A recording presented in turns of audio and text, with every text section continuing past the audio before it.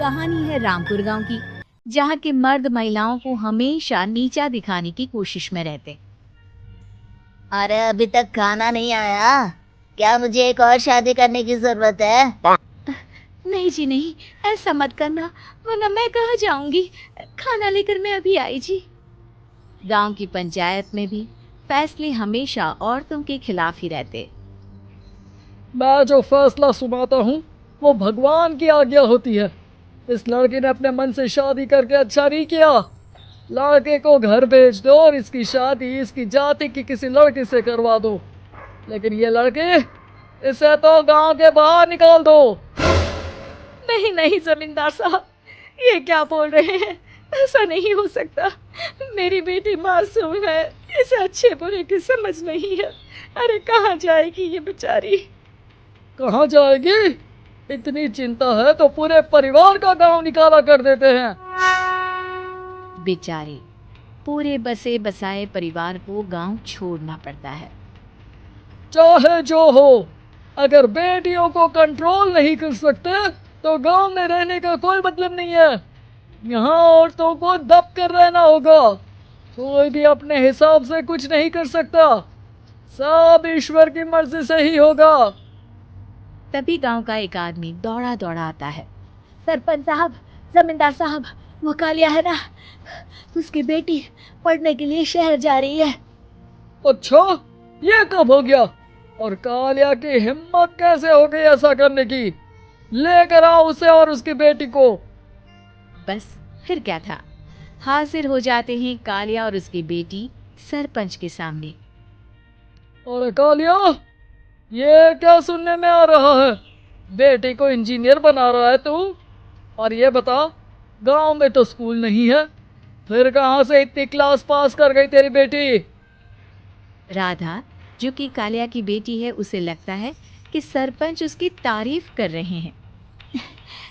सरपंच जी, मैंने ऑनलाइन पढ़ाई की है, डिस्टेंस लर्निंग से। सभी में मैंने अच्छे नंबर पाए हैं, जिसे देखते हुए शहर की इंजीनियरिंग कॉलेज में मुझे स्कॉलरशिप मिली है। वाह जी वाह, क्या होती है ये? पहले तो ये बताओ, फिर आगे की बात करते हैं। पूरा गांव राधा की बात सुन रहा था और राधा बोलती जा रही थी। तो ऐसे मैं फ्री में एक अच्छी शिक्षा लेकर गांव में जो कुछ परेशानियां हैं, जैसे बिजली, पानी और इंटरनेट जैसी समस्याओं के लिए काम करूंगी। मैं गांव को शहर से जोड़ने के लिए पुल का निर्माण करवाने का प्रस्ताव रखूंगी। मुझे पूरी उम्मीद है कि जल्द ही हमारा गांव भी तरक्की की राह पर चल पड़ेगा। राधा की बात सुनकर सारे गांव वाले ताली बजाने लगते हैं। सरपंच को समझ नहीं आता कि वो क्या करे। चुप रह नादान लड़की। गांव के खिलाफ जाने के लिए तुझे गांव से बेदखल कर दिया जाएगा, वो भी पूरे परिवार के साथ। और हाँ, अगर ठीक से गांव में रहना चाहती है तो ये पढ़ाई लिखाई छोड़ दे। हम तेरे लिए गांव का कोई होनहार लड़का देखेंगे। तभी गांव का एक आदमी बोल पड़ता है। अरे नहीं नहीं सरपंच जी, राधा बिटिया जो बता रही है, अगर वैसा हो जाए तो हम लोगों को पैसा कमाने के लिए बाहर नहीं जाना पड़ेगा। हाँ जी, और ना ही कोसों दूर पानी के लिए भटकना पड़ेगा। हमारे बच्चे भी अच्छी पढ़ाई कर सकेंगे और आगे बढ़ेंगे, ना कि हमारी तरह खेती करते बैठेंगे। क्यों गांव वालों, राधा बिटिया का साथ देना चाहिए ना। सरपंच देखता है कि गांव राधा के साथ है तो वो चुप हो जाता है। वो घर आकर अपने सलाहकार से बात करता है, जो बहुत ही चालाक किस्म का इंसान होता है। अरे सरपंच साहब, आपको बहुत ही होशियारी से काम लेना पड़ेगा। एक बार गांव तरक्की कर गया, यहाँ के बालक पढ़ लिए तो कोई ना पूछेगा आपको। और फिर ये जो बेटा और बेटी है ना आपके, इनको भी आम लोगों की तरह ही जीवन जीना होगा। हाँ, लेकिन करे तो क्या करे? वो ना, आप मुझ पर छोड़ दीजिए, बस मैं जैसा बोलूं करते जाइए। अगले रोज सुबह जब गांव वाले सोकर उठते हैं तो राधा के घर के बाहर और साथ ही वो लोग जिन्होंने राधा का सपोर्ट किया था, उनके घर के आगे लाल रंग से कल आऊंगी लिखा होता है। कल आऊंगी, यह क्या होता है? अरे यह तो खून से लिखा है, लगता है कोई भूत प्रेत या चुड़ैल का साया है। चलो सरपंच जी के पास चलते हैं। सभी सरपंच के पास जाकर उसे सारी बात बताते हैं। अरे ये तो बड़ी मुश्किल की बात है। चलो मैं एक बाबा को जानता हूँ, उन्हें बुला लेता हूँ। सरपंच बाबा को लेकर गांव के घर के बाहर जाता है। ओहो, तो ये वो चुड़ैल है जो उन लोगों को निशाना बनाते हैं जो गांव को बदलने का सपना देखते हैं। वो गांव को ऐसे ही संपन्न देखना चाहती है, वो नहीं चाहती कि कोई बाहरी यहाँ का कायाकल्प करे। क्या तुम लोगों में से किसी ने गांव को बदलने की सोच रखी है? तभी राधा की माँ रोते रोते आती है। मेरी राधा घर से गायब हो गई है। अरे कोई तो बचाओ, मेरी बच्ची कहाँ गई?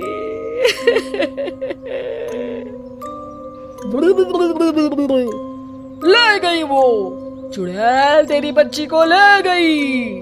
अब वो उसे श्रापित करके छोड़ेगी, उस पर चुड़ैल का साया हो जाएगा।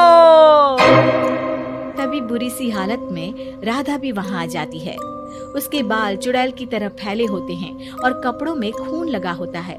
सभी राधा को देखकर डर जाते हैं। माँ, पता नहीं मुझे कौन उठा कर ले गया था। अरे दूर दूर हो जा चुड़ैल, अब हम लोग इस गांव में नहीं रुकेंगे। अरे कैसे बातें कर रहे हैं आप? कल तो आप मेरे भरोसे गांव का हुलिया बदलने, अपने बच्चों को पढ़ाने और तरक्की उन्नति की बात कर रहे थे, तो आज क्या हो गया आपको? ये फिर तुम लोगों को बहकाएगी। ये चुड़ैल गांव में आ चुकी है, ऐसे ही ये तुम्हारे घर के बच्चों को भी ले जाएगी। गांव वाले राधा को गांव से बाहर निकाल देते हैं। उसके माँ बाप रोते रहते हैं, लेकिन गांव वाले नहीं मानते। मैं भी अपनी बहन के साथ गांव के बाहर रहूंगा, लेकिन वो पढ़ाई नहीं छोड़ेगी। वहीं सरपंच के घर पर सलाहकार कहता है। देखा, सांप भी मर गया और लाठी भी नहीं टूटी। लेकिन अगले ही दिन सरपंच के घर के बाहर भी वही शब्द लिखे होते हैं। और फिर सरपंच की बीवी कहती है, हमारी बेटी को किसी ने अगवा कर लिया है। तभी राधा का भाई वहाँ आ जाता है। अरे गांव वालों, मैंने सरपंच जी की बेटी को देखा था। वो चुड़ैल उसे उठाकर ले जा रही थी। अरे क्या मजाक कर रहे हो? नहीं नहीं सरपंच जी, आप नहीं जानते। वो चुड़ैल अब आपकी बेटी में आ जाएगी, जैसे राधा के अंदर आ गई थी।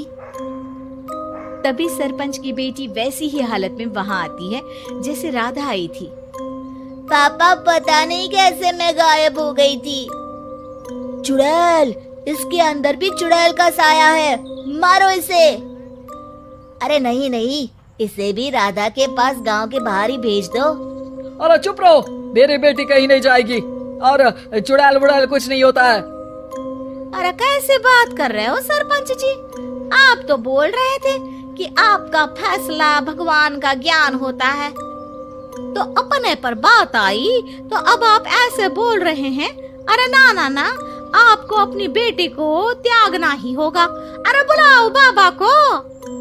राधा का भाई बाबा को ले आता है, जिसे अब गांव वालों के डर के कारण सच बोलना पड़ता है। मैं कोई बाबा नहीं हूँ, मैं तो मोची था।